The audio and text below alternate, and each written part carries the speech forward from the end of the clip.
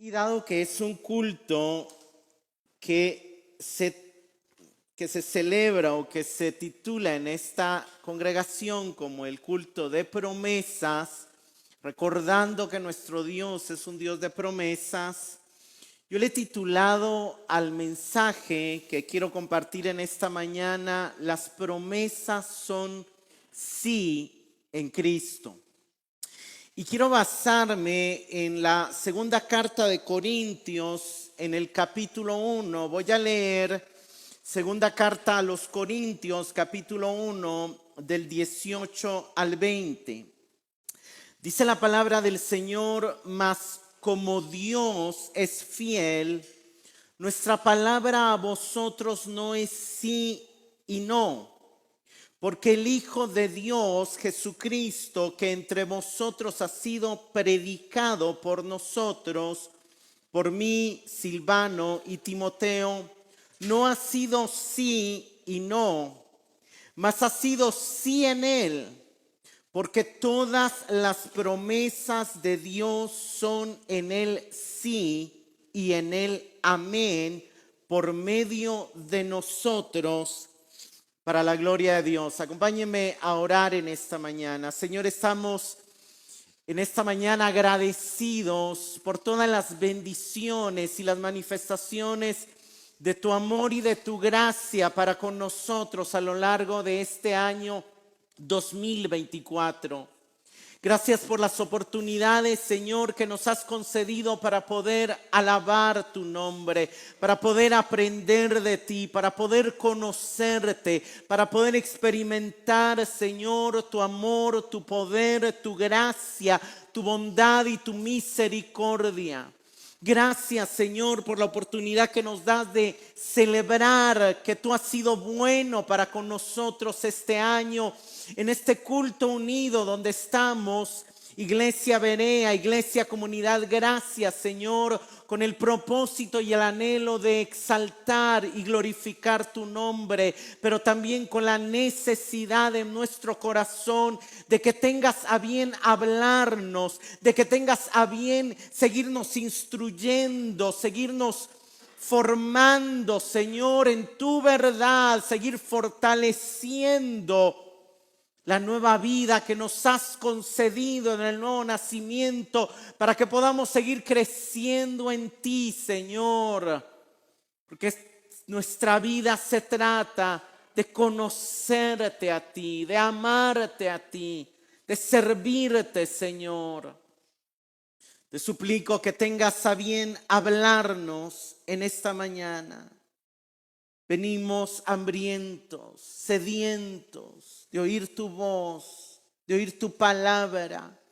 Porque no solo de pan vive el hombre, sino de toda palabra que sale de tu boca. Y necesitamos de tu palabra, Señor. En el nombre de Jesús. Amén. Corinto fue, junto con Gálatas, una de las iglesias que le causó dolores de cabeza al apóstol Pablo.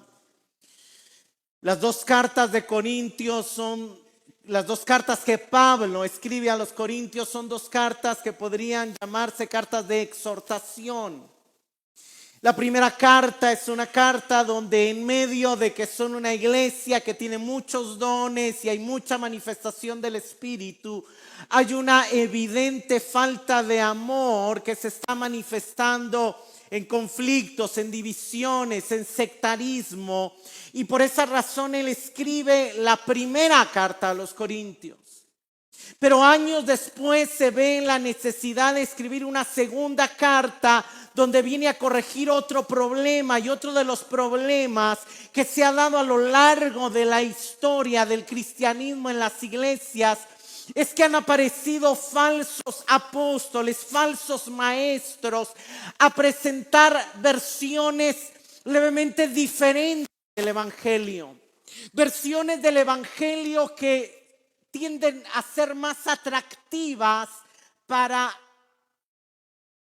el hombre caído, porque son versiones del evangelio que presentan opciones de buscar beneficios personales, de buscar placeres personales.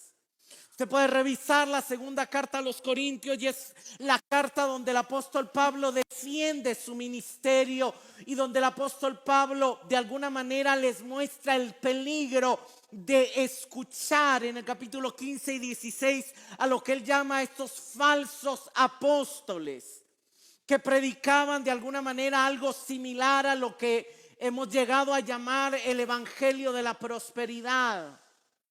Pablo se ve en la necesidad de defender su ministerio, no por él mismo, sino por la reputación, como la reputación de él está ligada al evangelio que él ha predicado. Parte de la defensa de su ministerio es la defensa del evangelio bíblico, del evangelio centrado en Cristo, del evangelio de la gracia, del evangelio de la cruz, del evangelio que no invita al hombre a buscar su beneficio personal, sino a vivir para la gloria de Dios por medio de Cristo. Un evangelio que sí está lleno de promesas de Dios para nosotros, pero cuyas promesas de Dios están para llevarnos a glorificar a Dios y no a buscar nuestro beneficio personal. No voy a leer obviamente desde los primeros versos ni toda la carta de Segunda de Corintios, pero es importante tener ese contexto para poder interpretar correctamente estos versículos. El apóstol Pablo está recordando, luego de haber saludado a la iglesia y de haber hablado un poco sobre los motivos sobre los cuales está escribiendo, les dice: pero como Dios es fiel, nuestra palabra a vosotros no es sí y no. O sea, lo que Pablo está diciendo es: ustedes, una de las cosas, uno de los peligros de los falsos maestros, de las diferentes versiones que a veces surgen del evangelio, es decir, sí, lo que Pablo te enseñó está bien, pero hay algo más profundo. Pero hay algo más misterioso, pero hay otra posibilidad de acceder a algo que te va a dar una mayor victoria, una victoria más rápida o un crecimiento espiritual más acelerado. Estos evangelios que te van a permitir estar más cómodo si tú alcanzas este tipo de conocimiento o de revelación. Y Pablo viene a recordarlos y les dice: no, la palabra para ustedes es la misma. No venimos a dar un segundo grado, una diferente versión, una versión más profunda, porque el Hijo de Dios, verso 19, Jesucristo, que entre vosotros ha sido predicado por nosotros, por mí, por Silvano y Timoteo, no ha sido sí, no, mas ha sido sí en él. El mensaje de Cristo es el mismo mensaje, dice Pablo, y es un mensaje firme basado en la fidelidad de Dios. Nosotros no les predicamos un evangelio que tiene que ser mejorado. Nuestra predicación fue fiel porque está fundada en la fidelidad de Dios. Cristo fue dado a conocer a los corintios por medio de la predicación de Pablo, Silvano y Timoteo, y el evangelio que ellos les predicaron no contenía contradicciones. Ahora, ¿por qué Pablo está aclarando eso? Porque de alguna manera los falsos evangelios sí contienen contradicciones y contradicen a veces nuestra necesidad de rendirnos, nuestra necesidad de ser diligentes, nuestra necesidad de morir a la carne, nuestra necesidad de cargar la cruz, y de alguna manera empiezan a haber contradicciones, dando muchas falsas esperanzas que nutren un deseo de placer personal que de alguna manera todos tenemos en nuestra naturaleza carnal. El verso, pero lo impresionante es que Pablo no niega las maravillas del verdadero evangelio. Y en el verso 20 dice, porque todas las promesas de Dios son en Él, obviamente en Jesucristo, sí. Y en Él, amén, por medio de nosotros, para la gloria de Dios. Hermanos, toda la palabra de Dios está llena de promesas de Dios. Promesas para nuestro verdadero bienestar, para nuestra verdadera libertad y para nuestro verdadero beneficio. Pero esas promesas solamente accedemos a ellas a través de Cristo. Hay un montón de promesas de Dios que se han cumplido a través de Cristo. Han habido promesas que el pueblo de Dios había estado esperando que se cumplieron en Cristo. Cristo es la simiente de la mujer que aplastaría la cabeza de la serpiente. Él destruiría la maldición que surgió con la caída. Cristo es la simiente de Abraham que traería bendición a todas las naciones. A través de él llegaría la bendición a todos. Cristo es el profeta que se levantaría como Moisés, del cual Moisés dijo, se levantará un profeta como yo, a quien sí oirán y obedecerán. Cristo es el hijo de David que se sentaría en su trono para siempre y reinaría un reino eterno, perpetuamente y para siempre. Cristo también es el siervo del Señor de Isaías 53, que llevaría sobre sí los pecados de muchos. Y Cristo es también la víctima pactada que inauguraría el nuevo pacto anunciado por Dios por medio del profeta Jeremías. Pero lo interesante, si regresamos a 2 de Corintios 1:20, es que me gustan estas otras dos versiones, que son versiones un poco más funcionales, pero que nos ayudan a mostrar una relación dinámica entre las promesas de Dios, Cristo y nuestra respuesta. Dice 2 de Corintios 1:20 en la Nueva Versión Internacional: todas las promesas que ha hecho Dios son sí en Cristo. Así que por medio de Cristo respondemos amén para la gloria de Dios. Veamos la Nueva Traducción Viviente. Pues todas las promesas de Dios se cumplieron en Cristo con un resonante sí. Y por medio de Cristo, nuestro amén, que significa sí, se eleva a Dios para su gloria. ¿Qué es lo que el apóstol quiere resaltar? Que las promesas de Dios son tan accesibles para nosotros en la medida que nosotros estamos buscando la gloria de Dios. Sí nos van a beneficiar porque Dios es más glorificado cuando nosotros estamos más satisfechos en Él. Pero el problema de los falsos evangelios, de los falsos apóstoles, de los falsos maestros y de las otras versiones del evangelio es que buscan glorificar al hombre y no a Dios, y le ofrecen al hombre un beneficio personal donde no está hallando satisfacción en Dios, sino en las cosas vanas y falsas de este mundo, en lo temporal, en lo pasajero, en lo mentiroso, en lo que trae pérdida y no ganancia. Y de alguna manera, hermanos, lo que yo quiero dejar claro en esta mañana es que Cristo es el único agente y medio por el cual es posible que como pueblo de Dios experimentemos el cumplimiento de las promesas de Dios.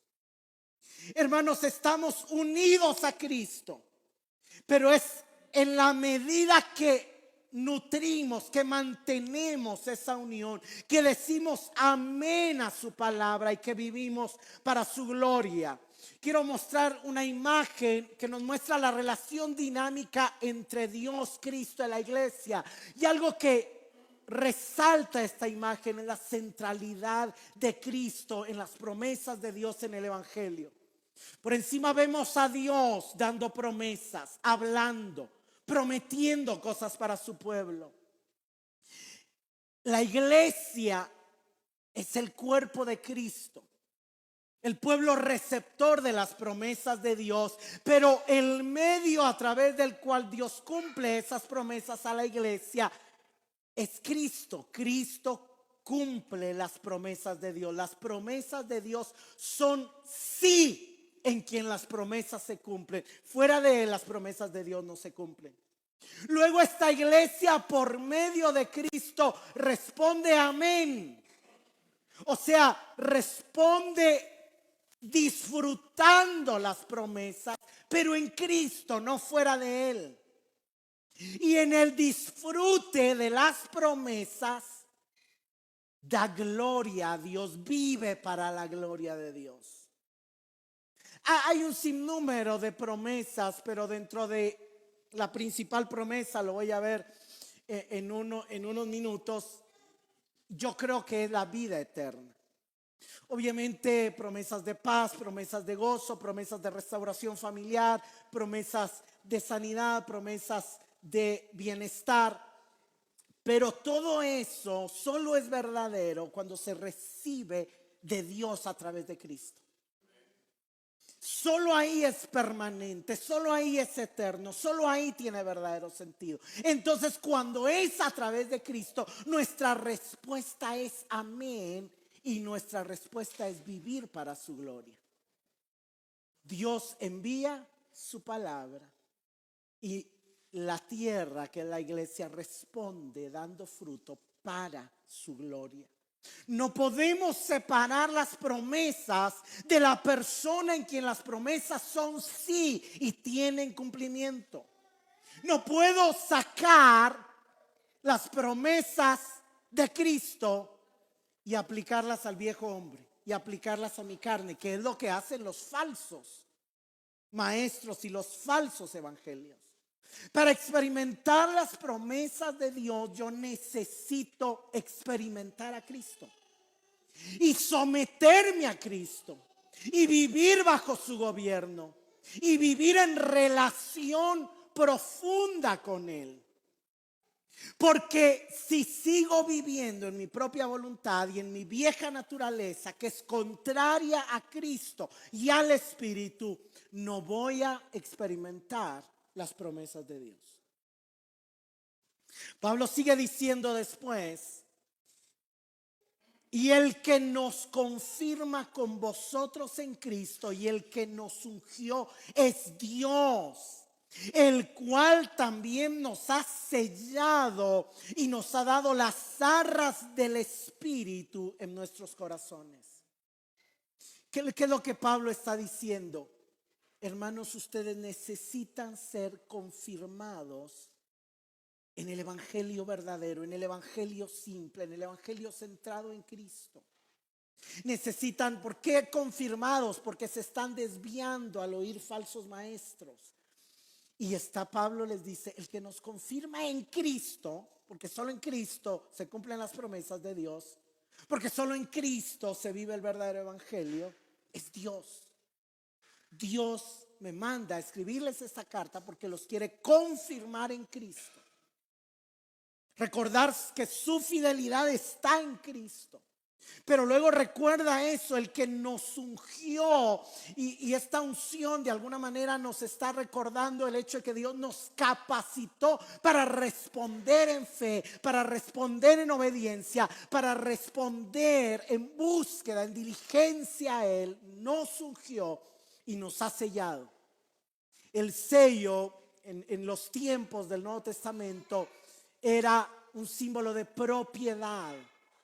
Y Pablo nos está recordando que somos propiedad de Dios, que Él nos compró y Él nos capacitó y Él nos llamó. Nuestra vida no tiene sentido si no la vivimos para Él. Por todos murió, para que los que viven ya no vivan para sí, sino para aquel que murió y resucitó por ellos, el cual también nos ha dado las arras del Espíritu. Las arras del Espíritu es el adelanto de la herencia. El Espíritu Santo nos ha dado como las primicias de su herencia para guiarnos, para dirigirnos, con el propósito de ayudarnos a obedecer y a glorificar a Cristo. Cuando Cristo habló de la obra del Espíritu, dijo: Él me glorificará, porque tomará de lo mío y os lo dará a conocer. Y es algo interesante porque hemos estado estudiando tanto en Comunidad Gracia como en Iglesia Berea la carta a los Hebreos. Y uno de los puntos del autor a los Hebreos en su carta, hermanos, es cuán confiable es Dios y cuán segura es su promesa. Hebreos 6, 17 y 18 nos dice: por lo cual, queriendo Dios mostrar más abundantemente a los herederos de la promesa la inmutabilidad de su consejo, interpuso juramento, para que por dos cosas inmutables, en las cuales es imposible que Dios mienta, tengamos un fortísimo consuelo los que hemos acudido para asirnos de la esperanza puesta delante de nosotros. ¿Qué está diciendo aquí el autor? Que hay dos cosas inmutables, es decir, firmes, seguras, que no cambian: la palabra de Dios, que incluye promesas, y el juramento divino. La palabra de Dios es confiable en sí misma, pero el hecho de que la haya jurado la hace irrevocable. Por eso en el 10:23 vuelve a decir: fiel es el que prometió. Ahora, ¿en qué consiste la promesa de Dios? Yo creo que si pudiéramos agrupar todas las promesas, la promesa de Dios consiste en vida eterna. Porque no lo digo yo, lo dice por ejemplo 1 Juan 2:25. Esta es la promesa que él mismo nos hizo: la vida eterna. ¿Cuál es el deseo del ser humano? ¿Cuál es la búsqueda del ser humano? Porque el ser humano viaja y se arriesga y estudia y todo, porque quiere sentirse vivo, quiere que su vida tenga sentido, que su vida tenga significado, que su vida valga la pena. Porque a alguien le llama la atención hacer cosas para quedar grabado en los registros de la historia humana, porque de alguna manera es una de las formas de eternizar su vida. Pero el hombre no puede lograr lo que solo Dios puede darle: la promesa. Lo que Dios nos promete es vida eterna. Tito 1:2 dice: con la esperanza de vida eterna, la cual Dios, que no miente, prometió desde los tiempos eternos. ¿Y en qué consiste la vida eterna? Juan 17:3 nos dice: y esta es la vida eterna, que te conozcan a ti, el único Dios verdadero, y a Jesucristo, a quien has enviado. Vida eterna va más allá de haberme cambiado de religión un día, de haber aceptado a Cristo, de haber tenido una experiencia. Vida eterna es una vida donde estoy creciendo en conocer a Dios y donde estoy creciendo en vivir conectado a la realidad de Dios, a una realidad que trasciende las cosas temporales que me rodean, el mundo quebrado que me rodea. Hermanos, vida eterna es vivir conociendo a Cristo y deleitándome en cómo Él se me manifiesta a través de mis hermanos, a través de la creación, a través de las circunstancias, a través de su palabra y a través de todos los medios que Él usa para llevarme a experimentar su vida, de tal manera que también su vida se exprese en nosotros. Vida eterna es vivir en una relación tan cercana con Él, donde lo estoy día a día conociendo, pero donde otros lo están conociendo a través de mí, porque empiezo a parecerme a Él. Vida eterna es esa vida que por el nivel de relación que se llega a tener con Dios, se tiene una mentalidad que trasciende sobre las limitaciones del tiempo, del espacio y de todo lo que trajo el pecado y la muerte. También vida eterna es caminar en una creciente victoria sobre el pecado, sobre las mentiras del enemigo y sobre el engaño del mundo. Es la promesa que sustenta todas las demás promesas. La promesa, hay promesas de restauración, eso nutre la vida eterna. Hay promesas de reconciliación, eso nutre la vida eterna. Hay promesas de sanidad, eso nutre la vida eterna. Hay promesas de revelación, de iluminación, de que la escritura se va haciendo clara. Eso nutre, están conectadas, están sumidas y también están conectadas las mejores promesas del nuevo pacto. Hebreos también nos muestra las mejores promesas del nuevo pacto. Hebreos del 8 al 10, una cita de Jeremías. Dice: por lo cual este es el pacto que haré con la casa de Israel después de aquellos días, dice el Señor. Pondré mis leyes en la mente de ellos, sobre sus corazones las escribiré. Seré a ellos por Dios, ellos me serán por pueblo. Ninguno enseñará a su prójimo, ni ninguno a su hermano, diciendo: conoce al Señor, porque todos me conocerán, desde el menor hasta el mayor de ellos, porque seré propicio a sus injusticias y nunca más me acordaré de sus pecados y sus iniquidades. En resumen, las mejores promesas del nuevo pacto también están conectadas a lo que es la vida eterna. La primera promesa podríamos resumirla en que Dios pone y escribe su ley en las mentes y en los corazones del pueblo. Y hermanos, eso nos ayuda a entender que vida eterna es vivir bajo el gobierno del Espíritu. Es vivir bajo la ley del Espíritu de vida en Cristo Jesús, que me liberta de la ley del pecado y de la muerte. Vida eterna es caminar siendo gobernado por la perfecta ley de la libertad que tenemos en Cristo, que nos da la libertad de disfrutar a Dios, de amar a Dios, de gozar de Dios, pero que nos pone límites en cuanto al pecado y en cuanto a la vieja naturaleza también. ¿Por qué? Porque nos guía a cumplir su ley, a amarlo más y amar más a los demás, porque en eso se resume su ley. Eso es vida eterna, caminar bajo el gobierno del Espíritu Santo, que me está corrigiendo y redarguyendo cuando no estoy actuando desde el amor, pero que me está posibilitando y fortaleciendo para poder amar, para poder perdonar, para poder ser generoso.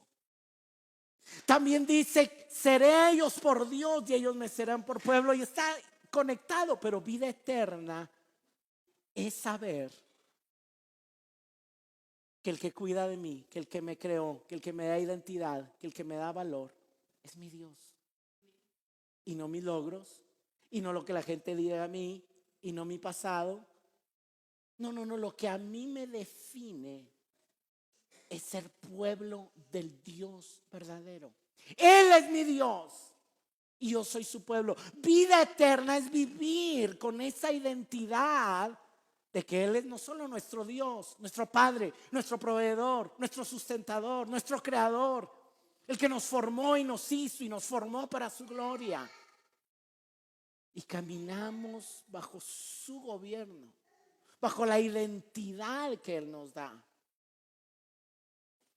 La tercera promesa es: todos los miembros del pacto me conocerán. Y nuevamente, vivir vida eterna es vivir en una relación cercana y personal con Dios, donde cada uno de nosotros, en el trabajo, en la casa, en la calle, podemos percibir su presencia, su compañía, su voz, donde podemos oírlo cuando nos acercamos a la Escritura y la leemos.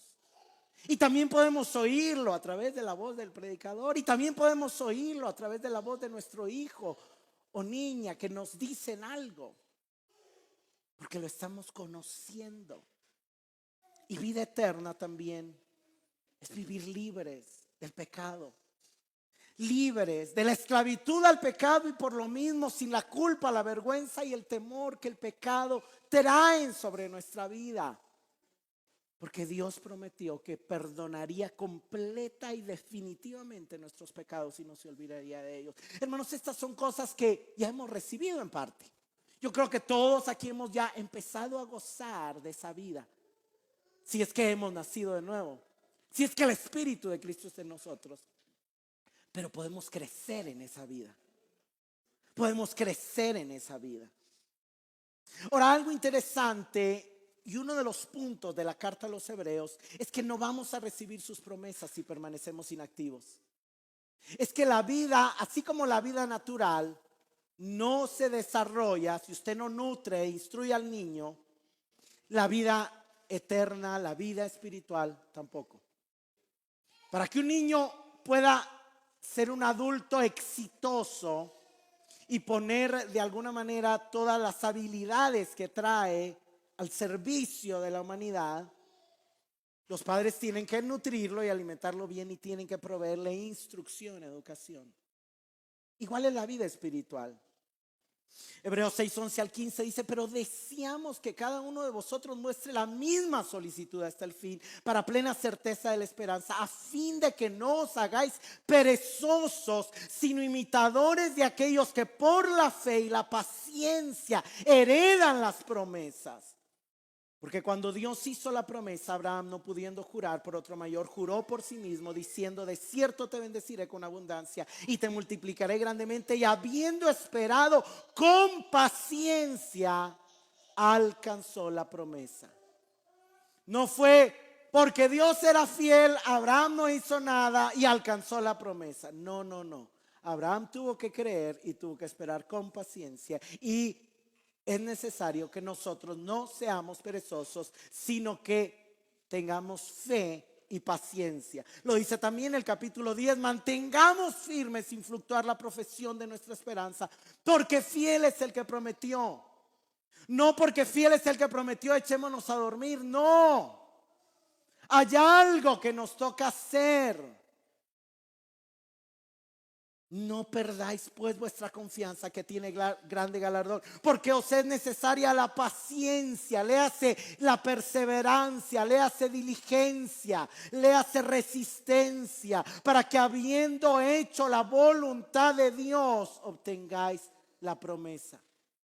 Nadie de nosotros ha obtenido en plenitud la promesa. Hemos tenido adelantos y necesitamos seguir siendo diligentes. Viene un año nuevo y una de las metas que nos tenemos que poner es no dejar un solo día de ser diligentes en nuestra fe y en nuestra perseverancia, en nuestra búsqueda de Dios, en nuestro sometimiento a Él, en tomar la cruz, en decirle no, en estar atentos a los engaños del pecado, del enemigo, del mundo, de nuestra carne, porque estamos en una lucha. Porque estamos en una lucha y la lucha no terminará hasta que resucitemos. Y como la lucha no termina, no podemos caer en una zona de confort y convertirnos en perezosos. Necesitamos mantenernos firmes. Hermanos, las promesas de Dios son maravillosas. Segunda de Pedro 1, 3 y 4 dice: como todas las cosas que pertenecen a la vida y a la piedad nos han sido dadas por su divino poder, mediante el conocimiento de aquel que nos llamó por su gloria y excelencia, por medio de las cuales nos ha dado, oiga esto, preciosas y grandísimas promesas. ¿Para qué? Para que por ellas llegases a ser participantes de la naturaleza divina. ¿Qué es vida eterna? ¿Qué es tener vida eterna? Participar de la naturaleza divina. Que la vida de Dios se exprese en mí. Que otros vean el amor, la paciencia, la bondad, la templanza, la santidad de Dios en mí. Pero para eso hay que haber huido de la corrupción que hay en el mundo a causa de la concupiscencia. Hermanos, ¿cómo no use esto en la práctica? Por ejemplo, si estás luchando contra la inmoralidad, lujuria, puedes experimentar una creciente victoria sobre el pecado, aferrándote a la promesa: bienaventurados los limpios de corazón, porque ellos verán a Dios. Entonces tú dices: no, Dios prometió que yo le veré si limpio mi corazón. Voy a esforzarme por purificar mi corazón. Si luchas, por ejemplo, contra la avaricia, puedes recordar la promesa: Dios proveerá todas sus necesidades conforme a sus riquezas en gloria, y empezar a practicar ser más generoso, porque Él ha prometido. Ahora, ¿cuál es nuestro llamado y cuál es mi mensaje en esta mañana?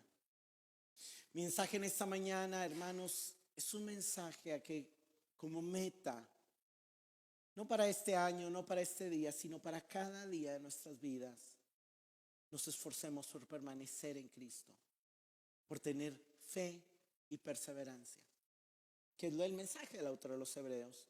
Termino leyendo Juan 15 del 4 al 7: permanezcan o permaneced en mí y yo en vosotros. Como el pámpano no puede llevar fruto por sí mismo si no permanece en la vida, así tampoco vosotros si no permanecéis en mí. Yo soy la vida, vosotros los pámpanos.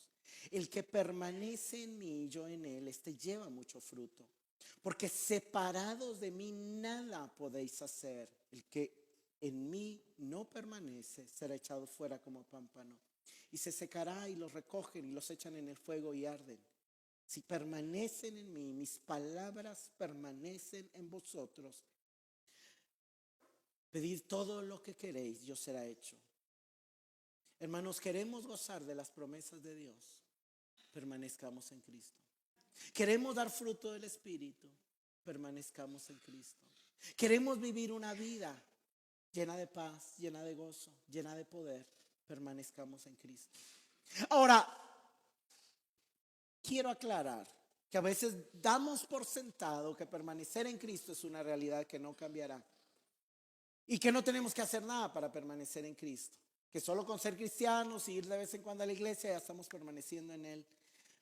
Pero se nos olvida que Pablo le escribió a los Gálatas diciendo: de la gracia habéis caído y de Cristo os habéis separado. Que es muy fácil. ¿Por qué? ¿Qué pasó con los Gálatas? Lo mismo que pasó con los Corintios. Llegaron con un falso evangelio a decirles: sí, el evangelio está bonito, el que Pablo les predicó, pero si ustedes se circuncidan se van a ver más bonitos. Van a tener un motivo para gloriarse en la carne. Y Pablo dice: solo con oír ese mensaje ustedes se separaron de Cristo y no están permaneciendo en Él y cayeron de la gracia. Nos olvidamos que en Apocalipsis a la iglesia de Éfeso les dice también: dejaron el primer amor y están caídos, ya no están en la vida, se cayeron porque dejaron el primer amor. Nos olvidamos que en la iglesia de la Odisea Cristo está tocando a la puerta. ¿Hay alguien ahí? Upe, me abren, quiero cenar con ustedes. Pero ellos creen que están permaneciendo en Cristo, pero no están permaneciendo en Cristo porque Cristo está afuera, no adentro. Hermanos, necesitamos todos los días abrirle las puertas a Cristo. Todos los días someternos a su gobierno. Todos los días decir: yo necesito depender de Cristo hoy más que ayer. No podemos vivir el cumplimiento de las promesas de Cristo si no permanecemos en Él. No podemos llevar frutos si no permanecemos en Él. No podemos tener una vida de verdadero gozo, de verdadera paz, de verdadero poder y ser verdaderamente luminares en medio de un mundo de tinieblas si no permanecemos en Él. Porque separados de Él no podemos hacer nada. ¿Cómo permanecemos en Él? Cuando sus palabras permanecen en nosotros. A través de la oración, a través de la meditación, a través de la repetición, a través de la memorización de las Escrituras. Entonces vamos a orar conforme a la voluntad de Dios, sabiendo que Él oye todas las peticiones que oremos, porque no están viniendo desde nuestra carne que busca su propio beneficio personal, sino que están viniendo desde el deseo del Cristo al cual estamos conectados y en quien estamos permaneciendo. Entonces por eso el verso 7 aquí dice: si permanecen en mí, mis palabras permanecen en ustedes, van a pedir todo lo que quieran y ninguna oración tendrá un no como respuesta. Ninguna oración tendrá un no como respuesta. ¿Pero por qué? Porque esa oración está surgiendo de permanecer en Él y de su vida expresándose en nosotros. Como preguntas de reflexión: ¿conoces a un Dios fiel que ha prometido bendición y vida eterna a los que ponen su fe en Jesús y en su evangelio? ¿Estás convencido de que el Dios que adoramos es un Dios fiel a sus promesas? Ojalá así sea. ¿Te aferras a sus promesas para huir de la corrupción del mundo, del pecado y de tu propia naturaleza pecaminosa? Ahora la segunda pregunta es: ¿tienes una relación cercana con Jesucristo? Aquel en quien las promesas de Dios son sí y ante quien como iglesia respondemos amén. Es uno de tus propósitos de vida, permanecer en Cristo y en su palabra. Pongámonos de pie en esta mañana. Señor, te damos gracias por las grandísimas, hermosas y maravillosas promesas que en tu palabra tú nos has concedido. Pero gracias más bien por Jesucristo, por aquel en quien todas tus promesas son sí, por aquel en quien se cumplen todas tus promesas. Señor, ayúdanos a permanecer en Cristo. Jesucristo, te pedimos en esta mañana, queremos permanecer en ti cada día de nuestra vida.